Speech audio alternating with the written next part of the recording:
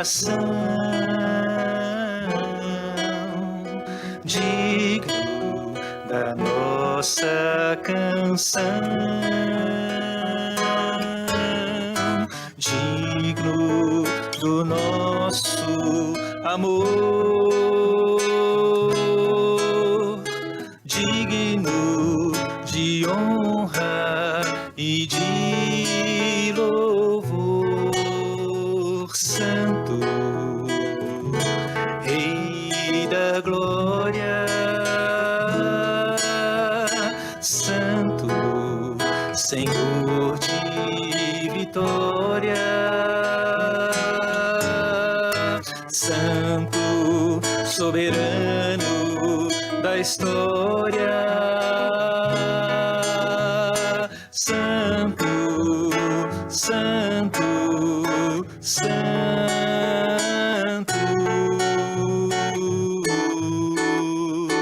glória e majestade,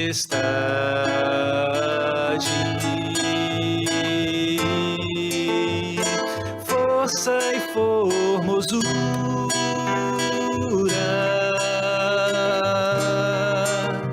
estão diante dele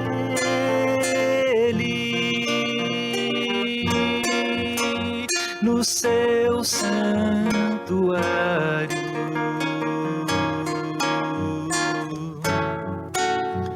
Prostremo-nos àquele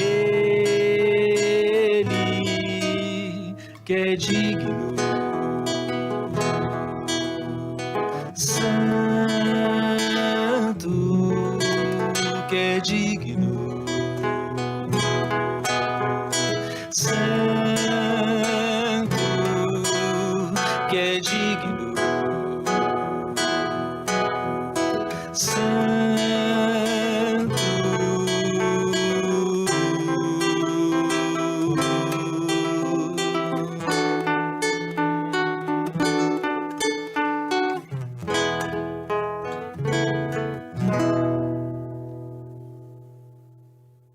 Seja bem-vindo em nome de Jesus. Que bom que você está aqui conosco em nossa igreja, em nossa família central, podendo usufruir da palavra, da presença e da comunhão do nosso Deus. Uma alegria muito grande ter você aqui junto conosco para podermos cultuar e engrandecer a esse Deus tão maravilhoso. Saiba, Deus tem algo maravilhoso, um recado para a sua vida.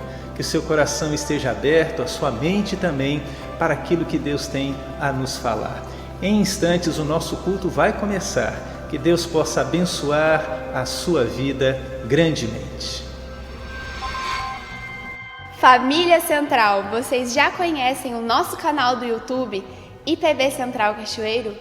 Por meio dele, nós transmitimos os nossos cultos e programações, para que você possa cultuar a Deus conosco, mesmo dentro de sua casa. Além do YouTube, nós também estamos no Instagram e no Facebook, com o mesmo nome. Basta pesquisar IPB Central Cachoeiro e nos seguir por lá. Além disso, nós também temos o nosso WhatsApp da Central, onde por meio dele você vai receber devocionais de áudio diárias, feitas pelo pastor de nossa igreja, Gilberto Bueno Filho. Além disso, você também vai receber os boletins de nossa igreja e comunicados oficiais. Para receber tudo isso, você deve cadastrar o número da igreja na sua agenda e nos enviar um oi pelo WhatsApp.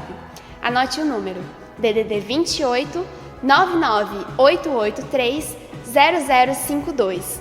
As nossas devocionais também são publicadas no Spotify. Basta você pesquisar Devocional Diário IPC e ouvir o Devocional do Dia. Não se esqueça de se inscrever no nosso canal e ativar o sininho de notificações, para que todas as programações cheguem para você. Deus te abençoe. Irmãos e irmãs da Família Central, não perca nenhuma das nossas programações. Anote na sua agenda os dias dos nossos compromissos, para que juntos possamos estar adorando e aprendendo mais da Palavra do Senhor. Nas terças-feiras, às 19 horas, reapresentação da Escola Bíblica Dominical, a classe de adultos. Na quinta-feira, às 19h30, culto ao vivo do ensino bíblico feito com o pastor Gilberto. No domingo, na Escola Bíblica Dominical, ela inicia às 9 horas da manhã e à noite, às 19 horas, o nosso culto público. Não deixe de curtir esse vídeo, de comentar e de compartilhar ele.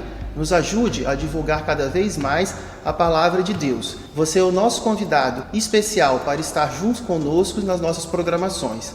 Como diz o versículo base dessa igreja, dize aos filhos de Israel que marche.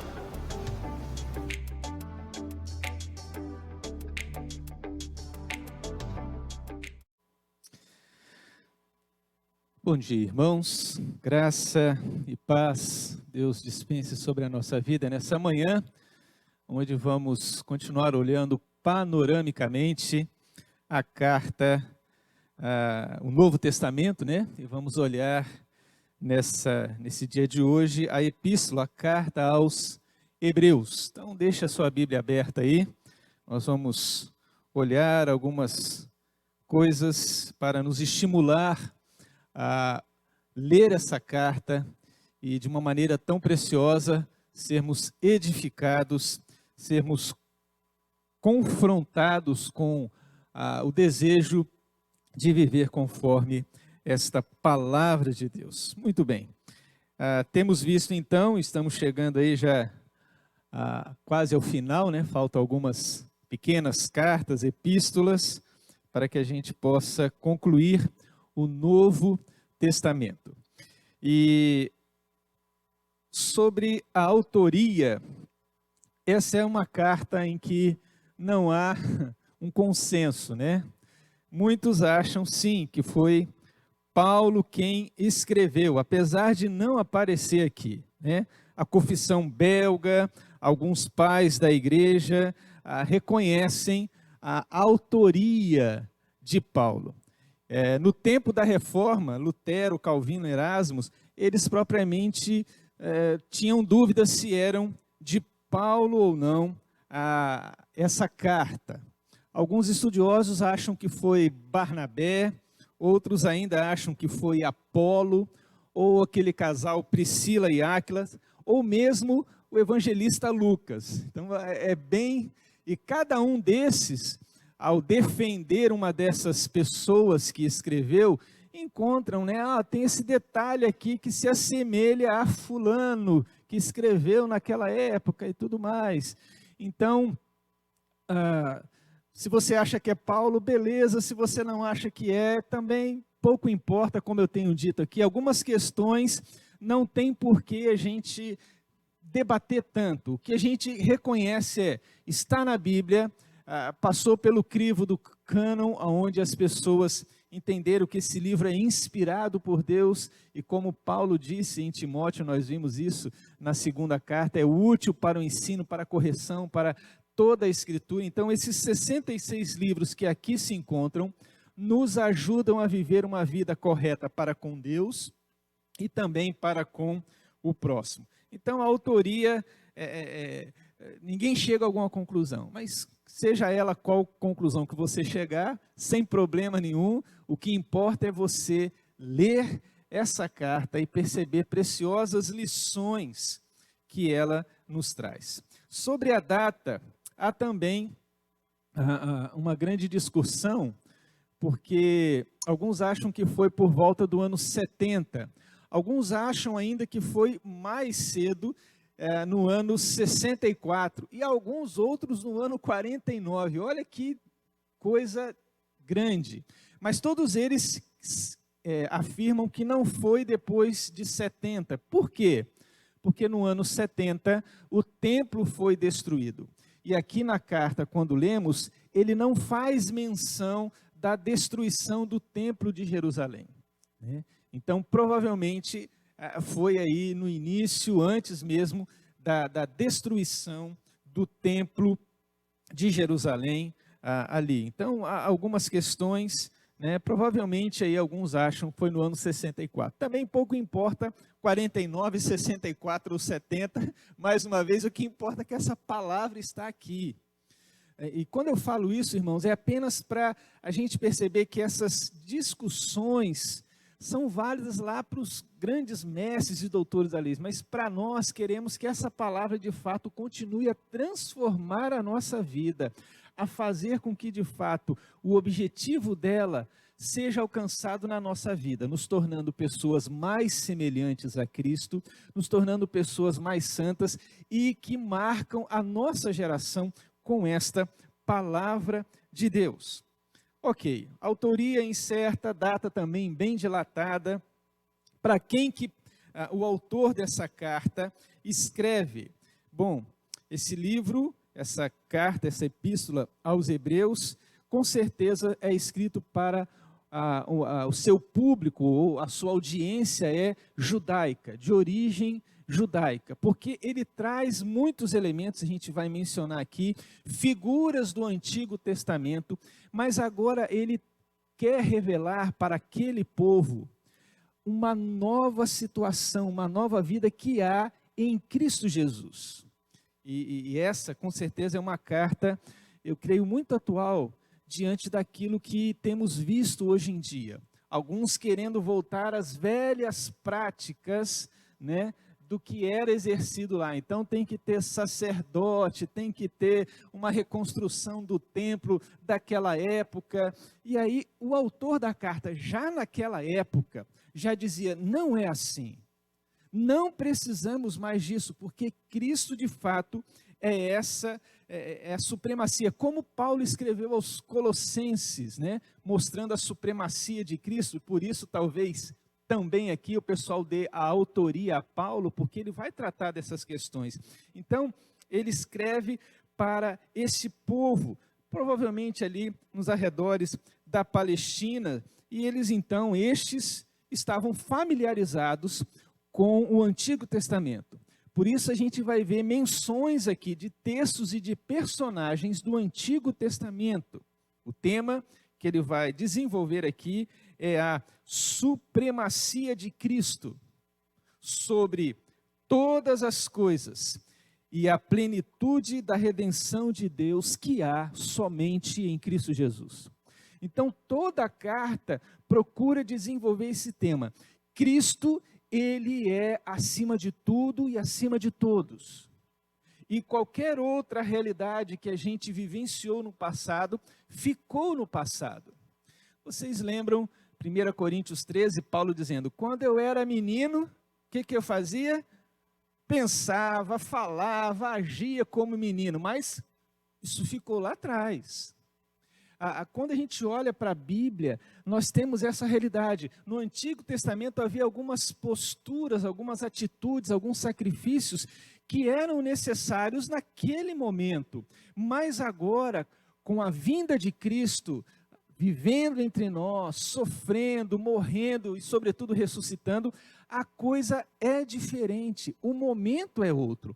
Por isso não precisamos mais, como no Antigo Testamento, anualmente ir ao templo para oferecer um cordeiro puro, sem nenhum defeito, para que aquele cordeiro oferecido trouxesse o perdão do nosso pecado.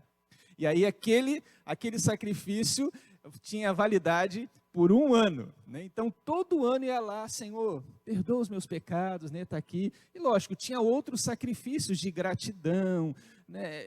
O livro de Levíticos, lá no Antigo Testamento, mostra esses tipos de sacrifícios, de ofertas que eram apresentadas.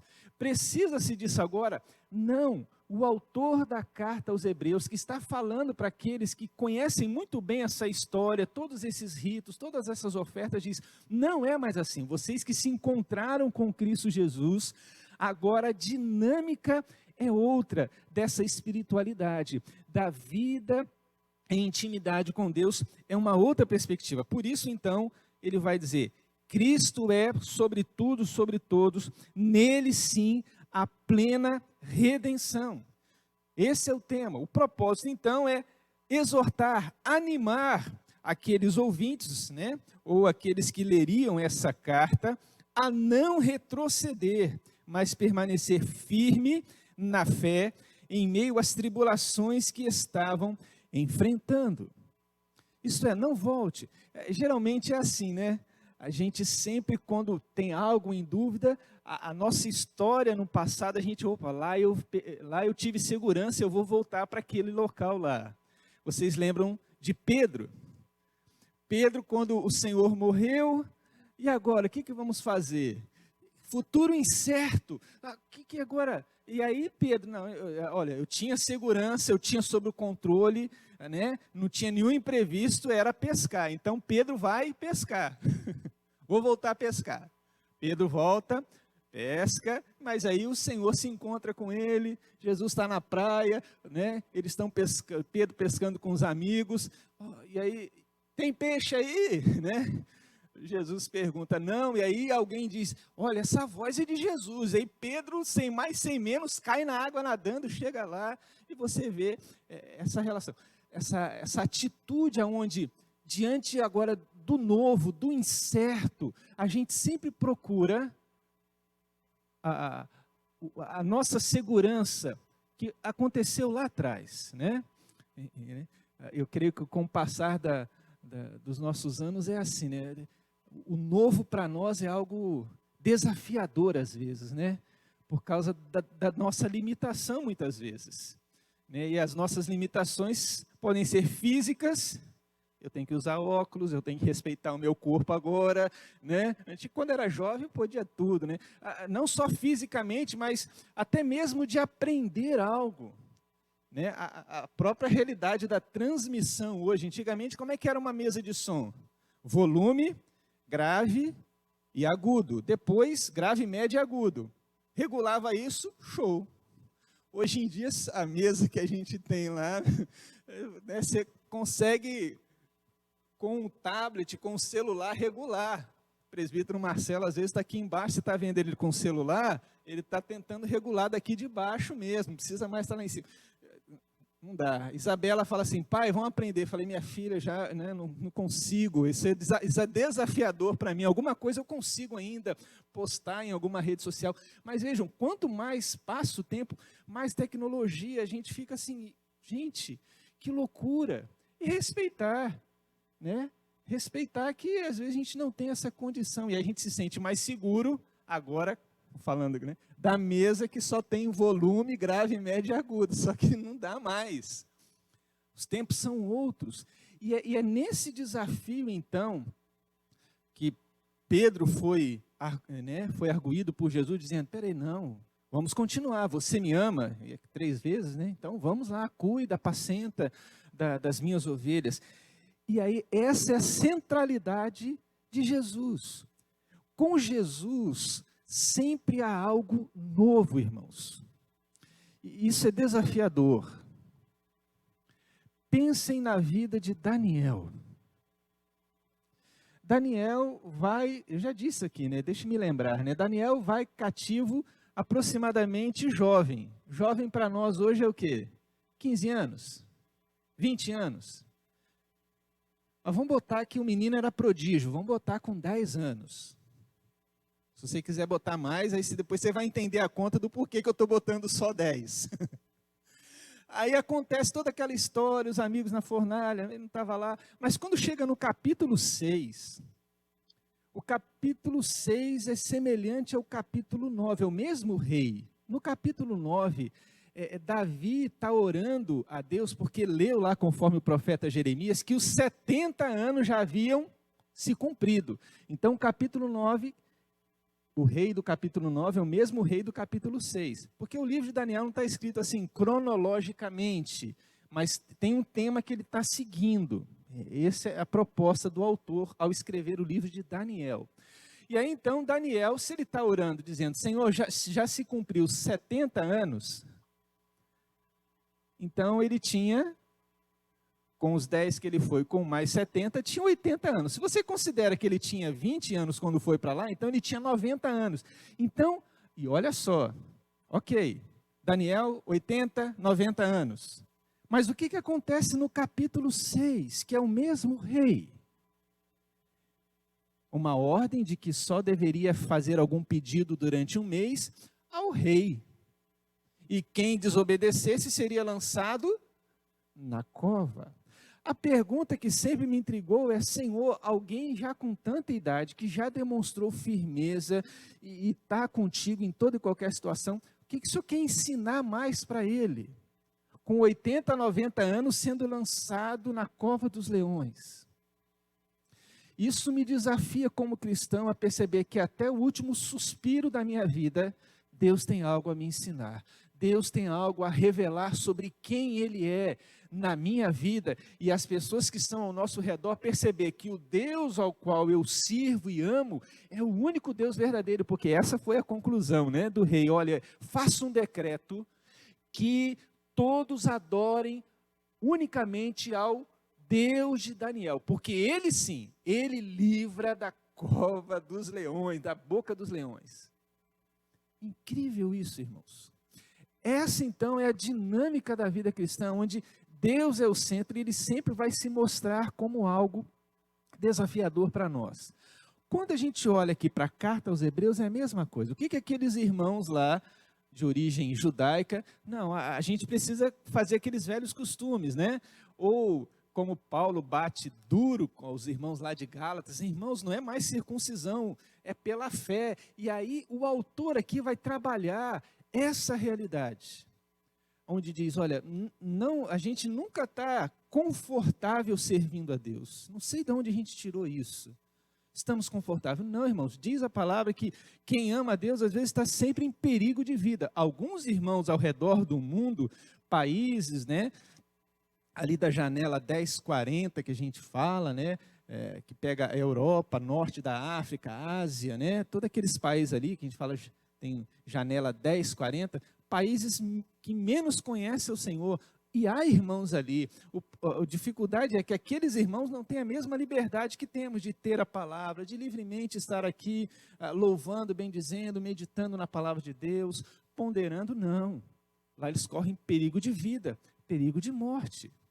Essa então é a situação, nunca estamos confortáveis, mas há uma coisa que está sempre conosco: a presença de Deus, conforme Mateus diz: eis que estou convosco todos os dias. Que dias são esses? Dias de sol, dias de chuva, dias de calor, dias de frio, né? Qualquer momento, é a palavra dele: estou convosco.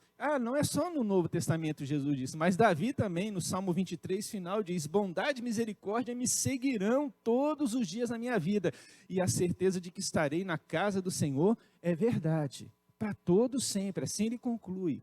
Então, irmãos, na dinâmica da vida cristã, somos um corpo. Mas esse corpo tem vivenciado experiências e há de vivenciá-las até o último suspiro de nossa vida aqui na terra. O autor então vai dizer: irmãos, vamos seguir em frente. Não é assim. Por isso, essa carta ela foi escrita para, vamos assim dizer, exaltar a pessoa e a obra de Cristo Jesus. Você quer conhecer quem é Jesus, a relevância, a supremacia dele e a obra? Essa carta ajuda por demais, né? Sobretudo, vamos dizer assim, no ofício sacerdotal. Sacerdotal.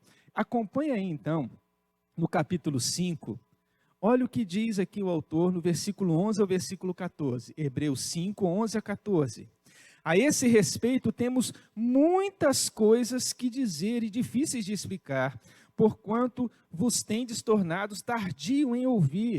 Ele está falando: irmãos, ouçam de fato com a mente e coração. Ele continua: pois com efeito, quando devíeis ser mestres, atentando ao tempo decorrido, isso já passou tempo de vocês deixarem essa postura, esse modo de pensar.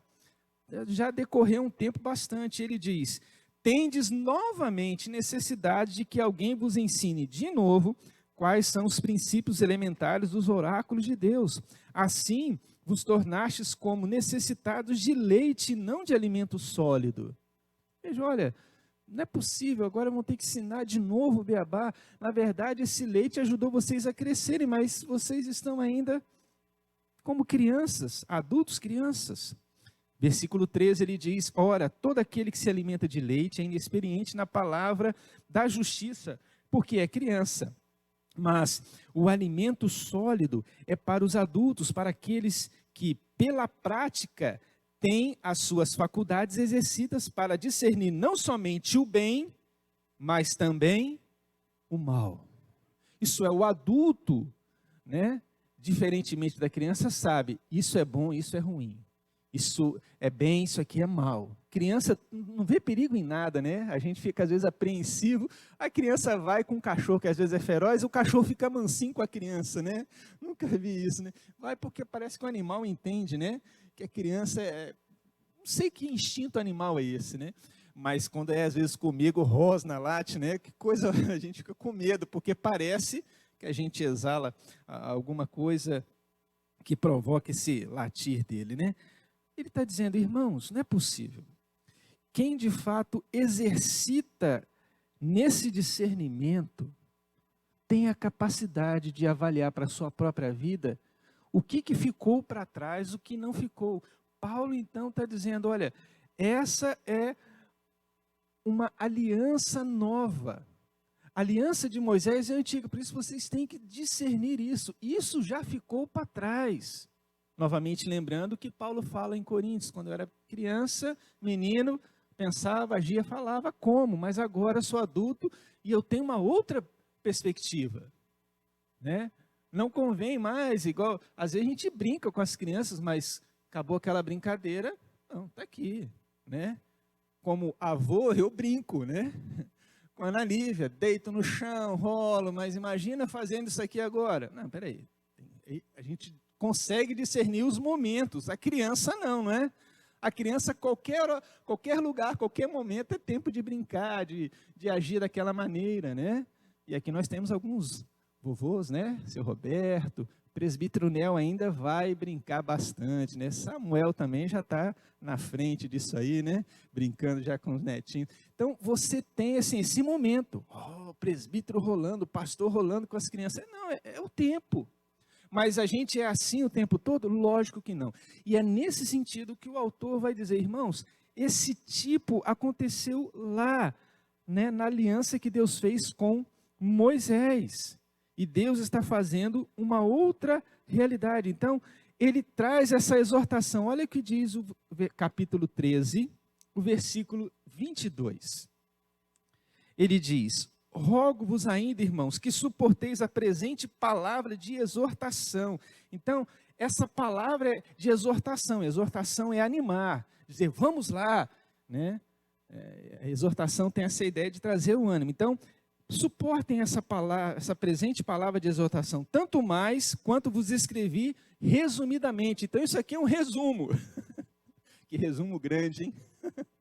Né? Olha, quer ter um resumão geral, né? Então está aqui, da obra, da pessoa de Jesus, de como agora deve ser. Está aqui, então suportem, né, essa perspectiva, essa exortação que eu quero dar e trazer para vocês. Então, nós temos essa realidade, onde agora o autor da carta quer de fato trazer essa supremacia de Cristo.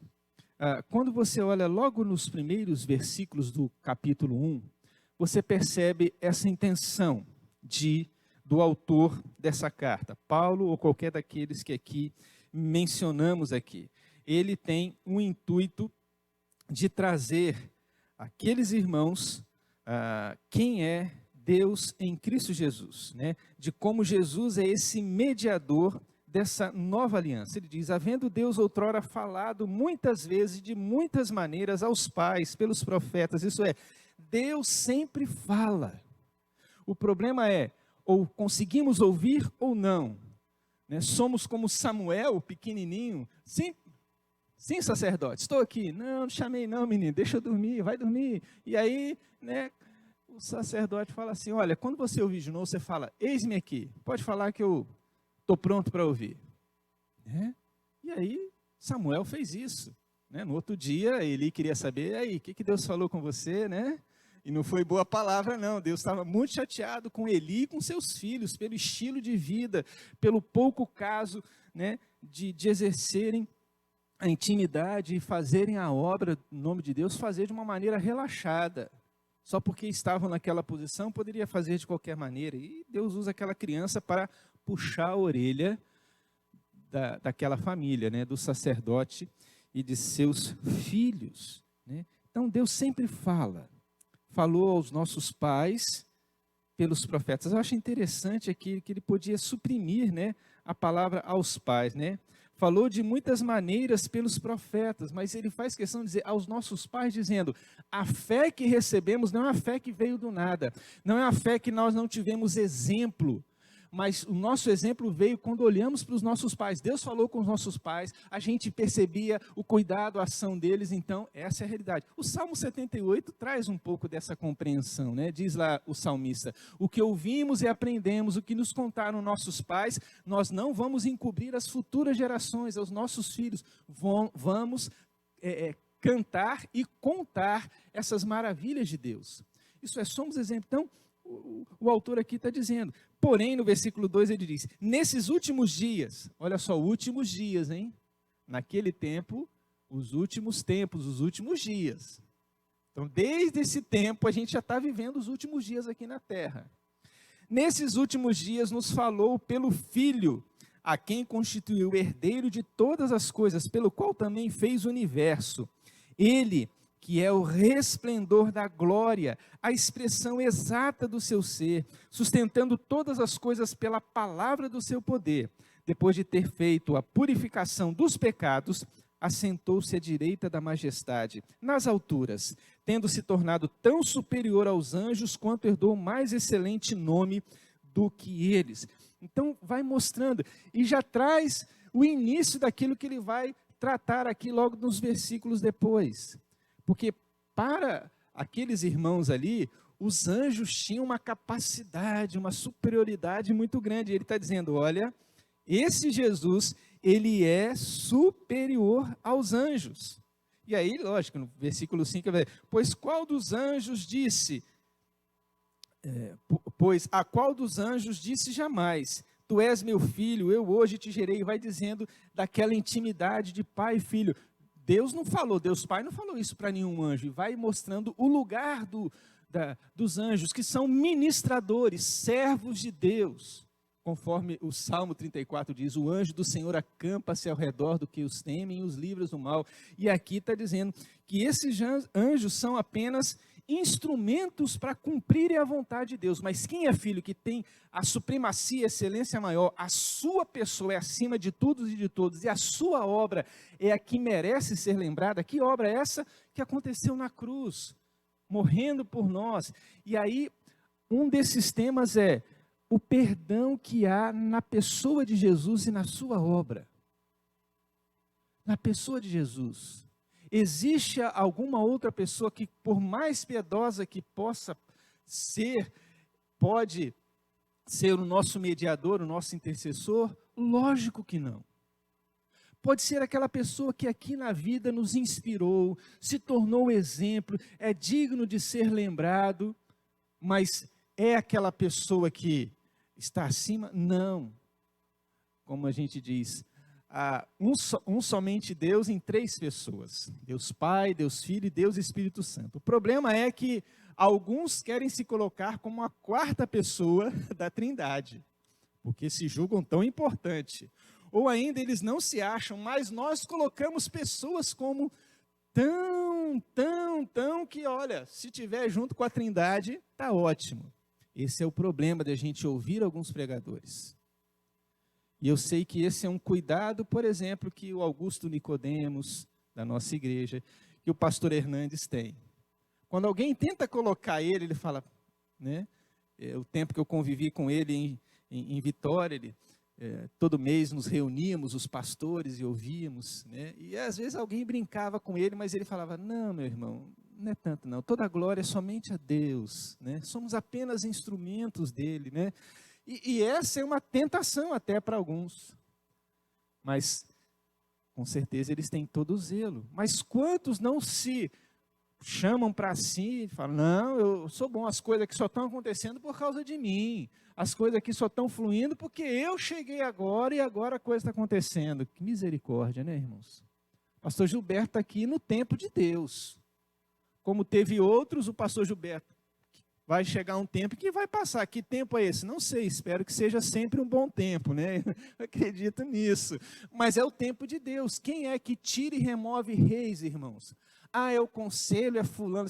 Gente, isso aí é criancice, é Deus quem tira e põe. É Deus. E se isso está muito claro, é tranquilo. E logo no início do meu ministério eu percebi isso. Não é fulano e ciclano quem tira, quem põe. É Deus quem me leva. E me levou para pastorear igrejas que talvez alguns colegas não quisessem, né? Cidades pequenas, igrejas que fechavam o mês com 200, 300 reais, e o tesoureiro falava, e aí, pastor? Eu falei, irmão, vamos trabalhar e deixa Deus cuidar dessa parte, porque Ele é o dono de todo o ouro, de toda a prata, e vamos seguindo em frente. E nos 6 anos que ficamos naquele trabalho, nunca a igreja deixou de cumprir o seu compromisso com as congras para com o pastor. E Deus foi até mais generoso que começamos a construir uma casa pastoral. Me diz isso, irmão. Tem como é que você constrói no final do mês sempre sobrando aí no máximo 500 reais? É impossível aos olhos humanos, né? Mas para Deus tudo é possível, né? E é assim, irmãos, que devemos olhar. Não somos ninguém. Se somos alguém, o somos somente por causa de Jesus Cristo. Somente. E o autor, então, aqui vai trabalhar essas situações. Interessante que você percebe, quando eu disse que os ouvintes aqui, eles sabem quem são os personagens, as coisas do Antigo Testamento, você vai perceber que ele vai mencionar, por exemplo, Moisés. Quando você olha o capítulo 3, do versículo 1 ao versículo 6, ele faz menção de Moisés. Quando você olha no capítulo 4, versículo 8, você vê aí a menção de Josué. Capítulo 7, versículo 1 ao versículo 10, ele menciona aqui Melquisedeque. Depois, capítulo 5, versículo 1, fala de Arão. Fala dos levitas no capítulo 7, versículo 11. Capítulo 9, versículo 25. Fala do eventos, né? Por exemplo, a criação, no capítulo 2, versículos 5 a 8, do Êxodo, né, no capítulo 3, versículos 7 a 11, do aparecimento de Deus no Monte Sinai, lá no capítulo 12, versículo 18 a 25. Então o autor ele vai só pontuando, mas em cada uma dessas considerações, a intenção do autor dessa carta é mostrar, tá, Moisés, essas coisas aqui que eu estou mencionando, mas Cristo é superior, Cristo é maior. E é nesse sentido que a vida cristã então se dá, irmãos.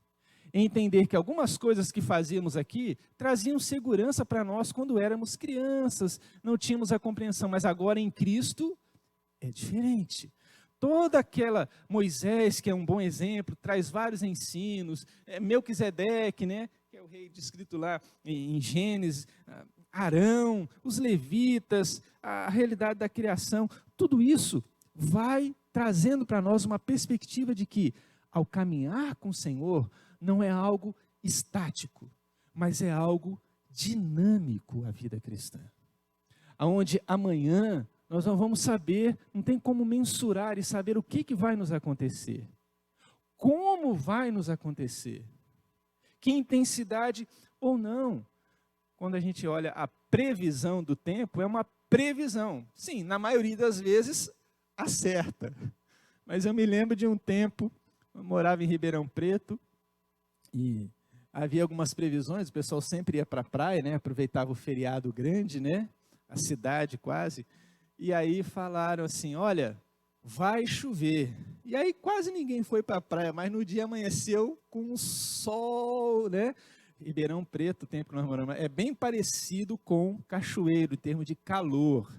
Só que lá, o calor lá é muito seco, né? Você põe, a gente fazia para não ter problema de respiração, botava na cabeceira assim do Mateus, a Gabriela, né? A Isabela não venceu porque logo a gente mudou. A gente botava uma toalha quase pingando, assim, né? No banco assim, para poder umedecer.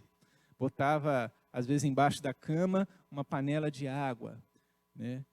Mas a toalha, irmãos, no outro dia você pegava, não tem aquela que pega sol, ficava esturricado? A toalha amanhecia assim, gente. Você vê como é que o clima era tão seco, era terrível, problema de asma. Lógico, uma cidade maravilhosa, o tempo que Deus permitiu que tivéssemos ali foi muito bom, bênção de Deus, mas tinha essa realidade difícil, né? Então, você tem essas situações que nos levam a olhar e perceber, agora existe uma dinâmica, existe algo muito diferente que devemos, então, seguir. Vamos olhar rapidamente, irmãos, de uma maneira geral, vamos dizer assim, o esboço, né? Como é que a gente pode dividir esse livro, essa carta, em 3 partes? A primeira delas é capítulo 1, versículo 1, ao capítulo 4, versículo 16, né? Capítulo 1, 2, 3 e 4, essa é a primeira parte que a gente vê aqui. O que o autor quer trazer para nós aqui? Ele quer mostrar a superioridade de Cristo Jesus. Então, como lemos logo no início, versículo 1, 2 e 3, ele traz essa realidade. Deus falou de muitas maneiras, muitas vezes, aos nossos pais. Que maneiras são essas? Deus falou por meio de sonhos, Deus falou por meio de anjos. Pode fazer hoje? Pode, se Ele quiser. Se não, já está aqui a vontade dEle, na sua palavra. E não somente na palavra dEle, mas quando participamos da Santa Ceia, e hoje é Santa Ceia, né? Nós cremos, e Calvino cria nisso, nós cremos como calvinista, que a presença de Jesus se faz ali, presente na nossa vida. E a presença de Jesus, como cantamos o hino, diz o quê? A presença de Jesus faz o quê? Enche o coração de luz, muito preciosa fica e também mais rica essa vida com Jesus. E é assim, irmãos, é a presença dele que traz um significado. É a presença dele que afugenta o inimigo. O Senhor é o pastor e a presença dele é que afugenta os lobos. Não é eu de joelho apenas, porque o diabo não vai me temer quando eu estiver orando. Esse negócio aí, hora que melhora, a gente até fala isso, nem sempre melhora, às vezes piora quando a gente ora. Porque a gente fala assim, eu quero mais paciência no meu serviço. Você quer mais paciência? Para você ter paciência, você tem que vivenciar uma situação onde você vai ficar nervoso. Então, às vezes, cuidado com o que a gente pede, porque o tiro sai ao contrário, né? Como é que a gente tem que fazer, então? Peraí, não, Senhor, é paciência, mas peça outras coisas. Senhor, que eu possa olhar para esse que me persegue, olhar com olhos de amor, olhar com olhos de ternura, com generosidade. Essa é a realidade. Então, Deus sempre falou, Deus sempre agiu. E nesses últimos dias diz aqui, Ele agora fala por meio do seu Filho Jesus. Nos falou pelo Filho. Queremos ouvir a Deus, irmãos? Ouça Jesus. Como é que eu vou ouvir Jesus? Bom, os evangelhos nos falam da pessoa de Jesus. A Bíblia nos aponta. Mas se queremos ouvir, é leitura e meditação da palavra e oração. É coisa muito simples, irmãos. A questão é como está a nossa postura, como está a nossa agenda. A gente abre espaço em nossa agenda para esses encontros intencionais. Não, aqui é o meu tempo, não vou. Diz que a mãe de Wesley, John Wesley, né, que tinha quase 10 filhos, imagina cuidar de 10 crianças. É fácil, né? Eu que tive 3, né? Salpicar teve 2 bem próximos, e a Isabela quase 10 anos de diferença, né, dos outros 2. Não era fácil, gente, era complicado, e não porque hoje é complicado, mas toda geração tem os seus desafios para criar alguém.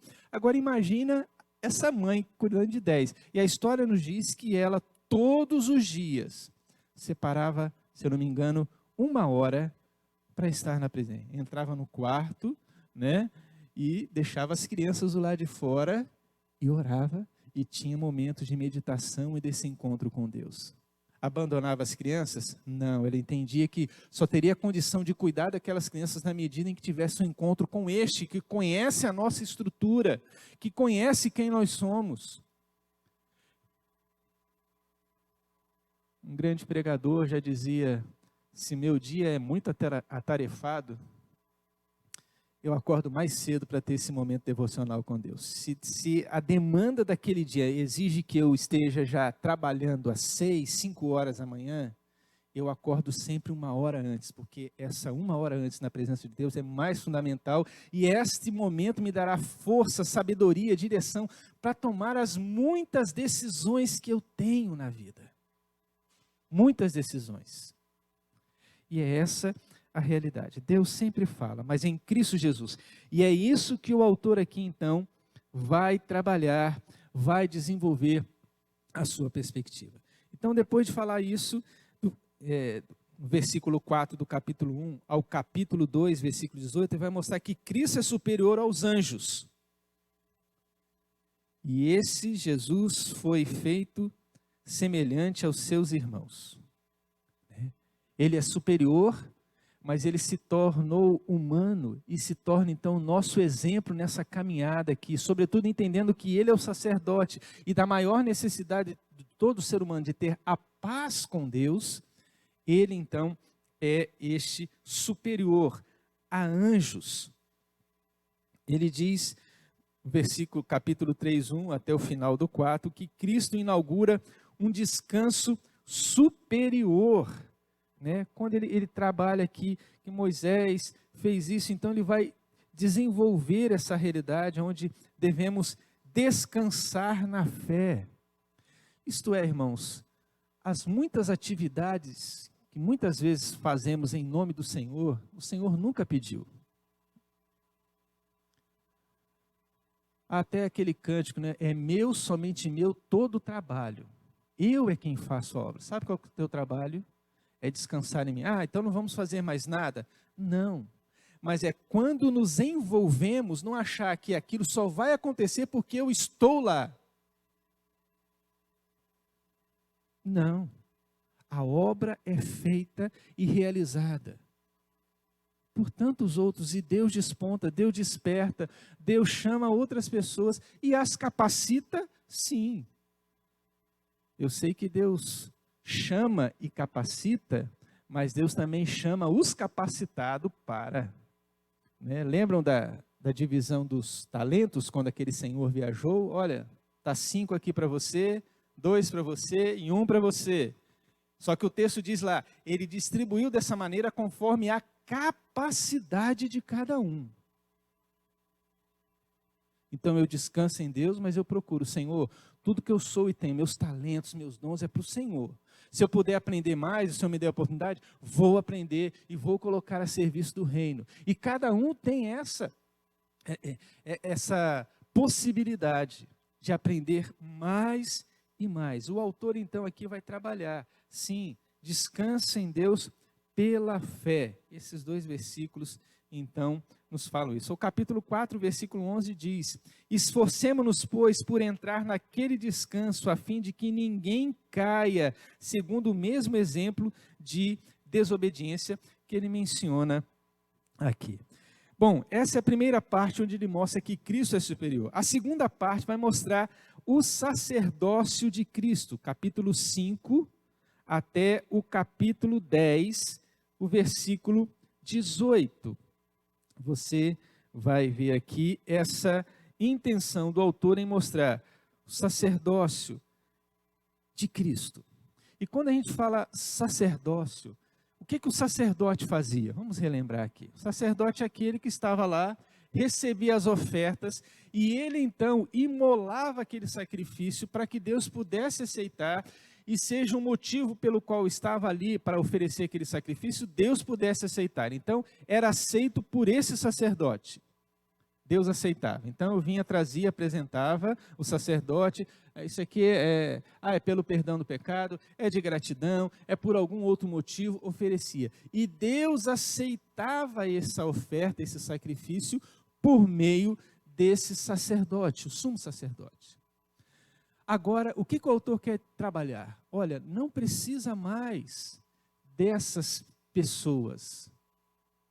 O que precisa agora é você entender que em Cristo sobretudo quando ele fala sobre o perdão dos pecados, nós conseguimos sim, seja pela pessoa que é Jesus Cristo, seja pela obra realizada na cruz.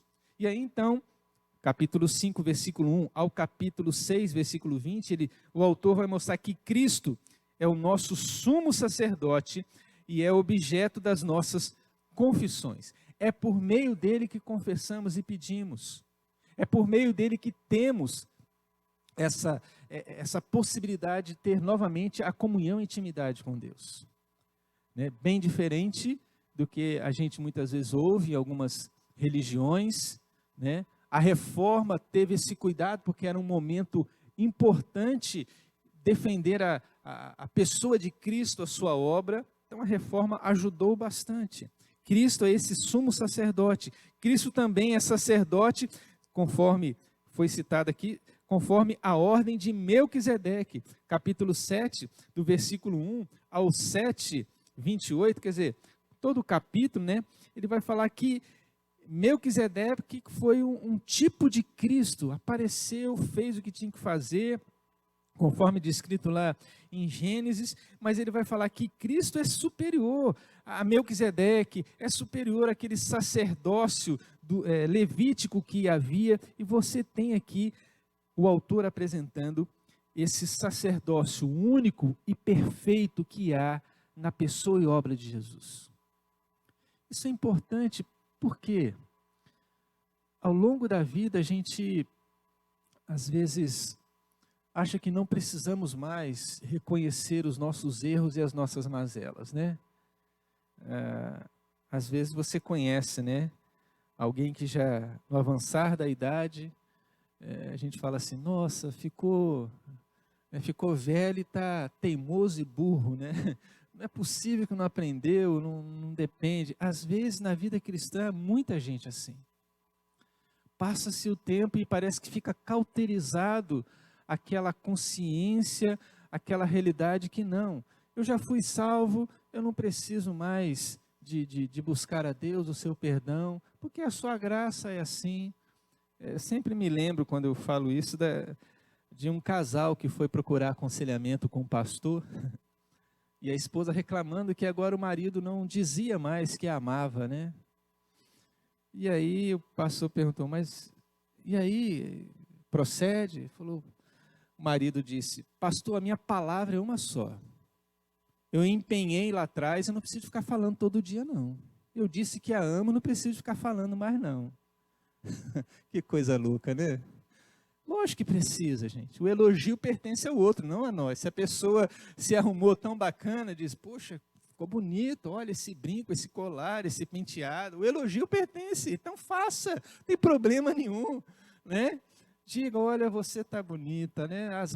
Faça o elogio, diga, não, eu tenho palavra. Sim, você tem palavra, mas essa palavra tem que ser confirmada, né?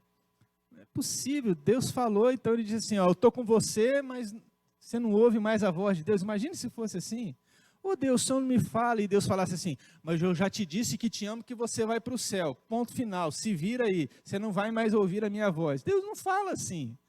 A gente quer a cada dia dizer, Senhor, né, e como é bom a gente perceber que diante de uma passagem, diante de uma oração, a gente percebe, a gente ouve a voz de Deus, Ele me ama, Ele me aceita como eu sou. Deus é assim, a cada dia terrível. E aí ele está dizendo, olha, segundo a ordem de Melquisedeque, o seu sacrifício é superior. E conclui aqui, mostrando esse sacerdócio de Cristo, dizendo, Cristo é o mediador dessa aliança que é superior. O capítulo 8, até o capítulo 10, versículo 18, ele vai trazer isso. Havia uma antiga aliança.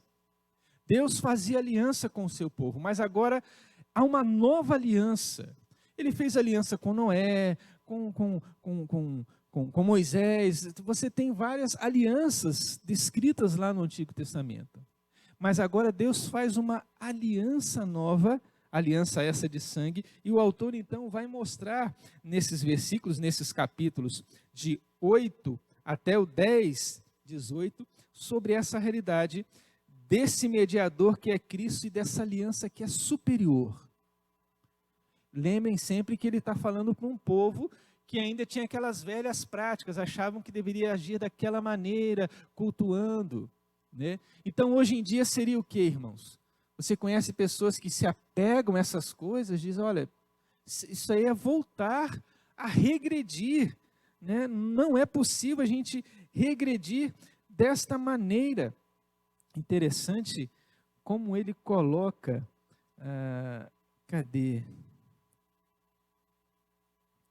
Não, esqueci aqui onde que estava, mas ele sempre exorta dizendo, olha, não é assim, tem que ser diferente, isso é coisa do passado, não é mais coisas do presente, esse tipo de conduta, esse tipo de fazer sacrifício, isso ficou lá atrás. Hoje em dia, há um desejo muito enorme, né? E sem citar nomes, mas citando o milagre, né, de construção de templos que reproduzem aquela época. Agora você não tem pastor nem apóstolo, agora você tem até sacerdote, né, para dizer que a pessoa é mais importante. Gente, quando você diz que alguém que é sacerdote, você se assemelha a alguém que acredita que Maria é intercessora. Você nega a obra de Cristo, porque agora ele é o sumo sacerdote. Ele é o pleno. E aí beira, sim, a heresia, a seita. E não poderiam ser chamados de evangélicos e de cristãos, porque isso são coisas passadas. Não é possível que a gente quer vivenciar isso. Ah, mas é porque o povo tem que ter segurança, tem que ver, né? Deus é espírito. Deus está à procura de gente que o adore em espírito e em verdade. E Jesus, naquela conversa com aquela mulher, disse, olha, não é mais nesse monte nem no outro. O que Deus está olhando agora é o coração de gente que vai, de fato, me buscar em espírito e em verdade. Vejam, é assim. Capítulo 10, versículo 19, até o final, ele vai mostrar. Se ele falou na primeira parte da superioridade de Cristo, depois falou do sacerdócio de Cristo, agora ele vai falar como que é isso na prática. A aplicação de Cristo e a nossa resposta. Interessante como ele começa, né? A realidade do versículo 19. Entrar com intrepidez na presença de Deus, ele fala santo dos santos, mas de que maneira? Por meio de Cristo Jesus, pelo novo e vivo caminho que ele nos consagrou, pelo véu, vamos nos aproximar com sincero coração, guardando. E aí até estimula dizendo que esse momento de reunião não deve ser menosprezado. Versículo 24, consideremos-nos também uns aos outros para nos estimularmos ao amor e às boas obras. Não deixemos de congregar-nos, como é costume de alguns, antes façamos admoestações, e tanto mais quanto vedes que o dia se aproxima. Já está no final, os últimos dias estão aqui. Então não vamos deixar de congregar, de ter. Naquela época o autor já tinha problema com frequência, né? Então vai ser sempre assim. Mas aí o desafio é, irmãos, vamos congregar. Está sendo costume de algum apenas participar em tal trabalho, né? Em outro tal trabalho, né? Vamos estar atentos a isso. Naquela época já tinha, né? Acho que não, isso aqui é só para lá, a gente não tem esse problema aqui, né, irmãos? Eu não sei por que a gente está falando isso aqui, né? A gente não tem problema de gente não congregar. Todos participam da escola dominical, todos participam do culto, e todos participam da quinta-feira, né? Lógico que durante a semana eu sei que tem alguns que trabalham, complicado, né? Mas todos participam, né? Porque fica muito lotado aqui, né? Estou sendo irônico, né? Mas deixa a ironia para lá e vamos seguir aqui, né? E aí ele trabalha essa perspectiva, mostrando no finalzinho do capítulo 10, dizendo, nós, porém, não somos dos que retrocedem para a perdição. Isso é, a gente não vai vivenciar aquelas coisas rudimentares lá atrás. Existe algo novo agora. E que algo novo é esse? Nós somos, entretanto, da fé para a conservação da alma. Então, a fé que temos em Cristo Jesus. E aí, a galeria dos heróis da fé, no capítulo 11... falta tempo para o autor escrever, né? Conforme capítulo 11, versículo 32, ele diz, que eu vou mais dizer? Certamente me faltará tempo necessário para me referir a outros heróis da fé. Ele diz aqui, Gideão, Baraque, Sansão, Jefté, Davi, Samuel e dos profetas. E aí fala que esses fizeram coisas tremendas. Capítulo 12, então, diz: então, irmãos, vamos olhar firmemente para o autor e consumador da fé. Vamos deixar o pecado de lado. A nossa luta contra o pecado. Então, ele está dizendo, o sacerdote é aquele que trazia a consciência de ter o perdão de Deus. Mas há uma luta nossa, uma disposição de dizer, isso é errado. Lembram que ele disse lá, o adulto é aquele que sabe discernir o bem e o mal? É essa a realidade na nossa vida que ele vai trabalhar. Então, chama aqui a uma vida cristã verdadeira, encoraja uma fé, conforme o capítulo 11. Ele dá uma visão deste reino inabalável, do capítulo 12 até o final, todo o capítulo 12, desse reino que é para todo sempre, e traz, a partir do capítulo 13, algumas orientações e um viver piedoso, né? E eu gosto muito do versículo 15 do 13, né? Que diz, por meio de Jesus, pois, ofereçamos a Deus sempre sacrifício de louvor, que é fruto de lábios que confessam o seu nome. Com certeza, Asaf Borba, quando compôs aquele cântico, o meu louvor é fruto do meu amor por ti, Jesus, se baseou nesse versículo aqui, na palavra de Deus. Essa, então, é a carta, a epístola aos Hebreus, que nos mostra a obra de Jesus e a pessoa de Jesus tão importante, irmãos. Por isso é fundamental para nós conhecermos e ler essa carta.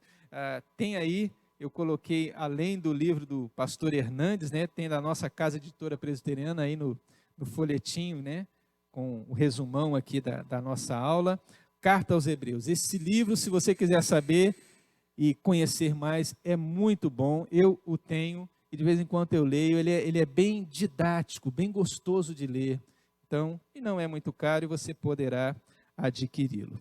Tá bom, irmãos? Deus assim possa nos abençoar. Semana que vem a gente continua vendo panoramicamente o Novo Testamento. Amém?